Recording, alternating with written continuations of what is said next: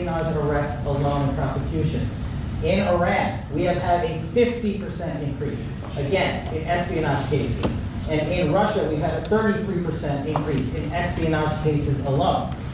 When it comes to counterterrorism, year to date, we have 125 arrests this year versus 100 last year, year to date alone. And when it comes to the cyber criminal activities, which are some of the largest enterprises plaguing everyday Americans, we at the FBI have put out a mission to go after cyber criminals like never before.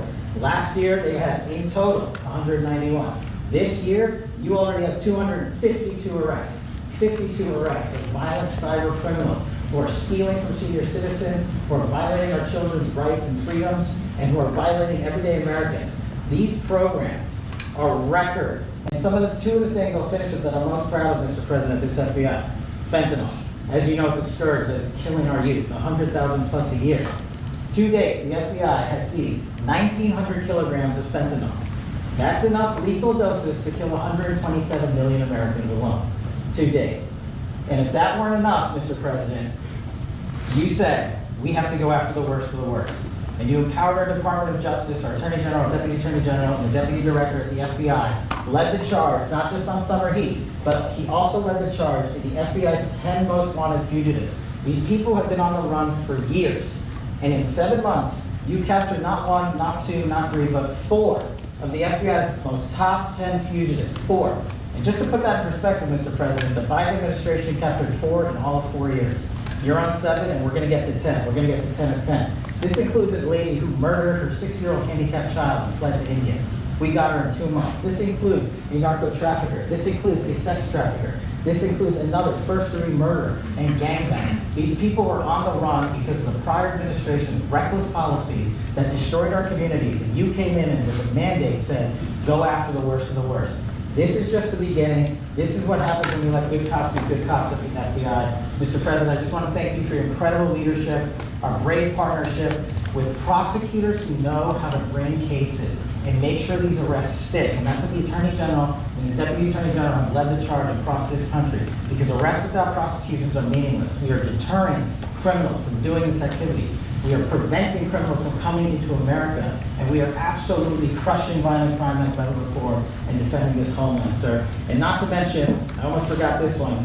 It took you, sir, 2 weeks to get the Abbey Gate bomber. Joe Biden had 4 years to look for him.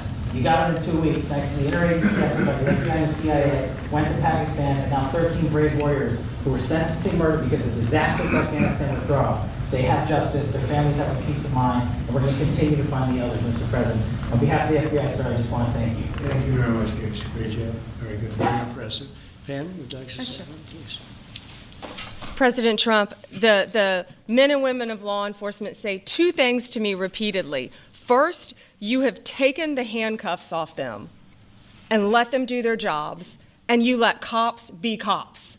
That's why all this is happening.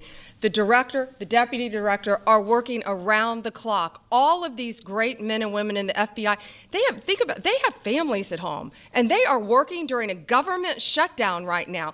Many of them have small children. Many of them, I was talking to an agent this morning, many of them have babies at home, and they are working around the clock to not only keep our country, but our world safe. And that's what Operation Summer Heat did. Thank you, Director, and to the Deputy Director for everything you did on behalf of the Department of Justice, and you're going to continue to keep doing. And they set the stage for what we're doing in Memphis. You're going to hear a lot more about that, our joint task force next week, but they set the stage for Memphis. And last night alone in Memphis, there were almost 70 arrests. There were 12 guns seized.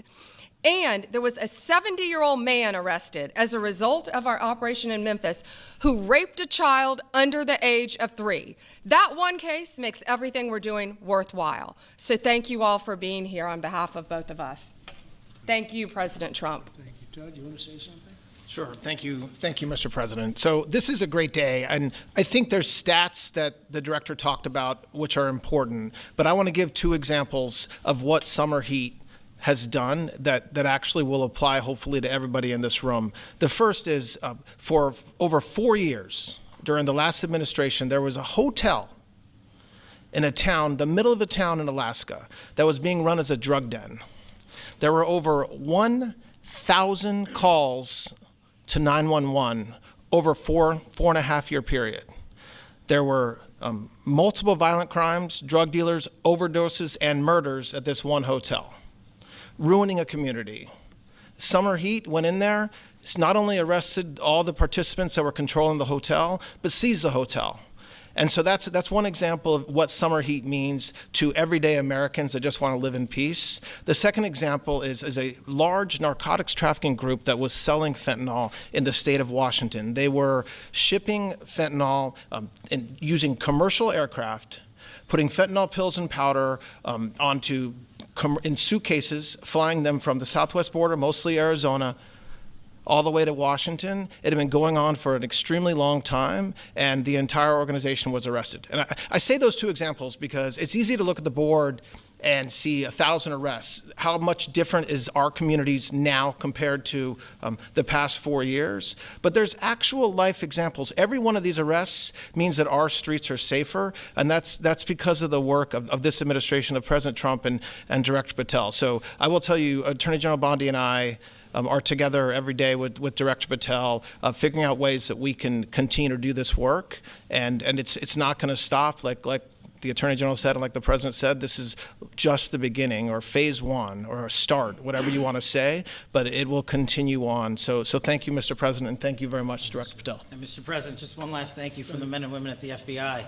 You found a way to get these individuals paid during a government shutdown, our 1811 agents. So on behalf of the FBI, it's a great debt that we owe you, sir. They're now allowed to pay for their families, so thank you. And the military. Good. That's right.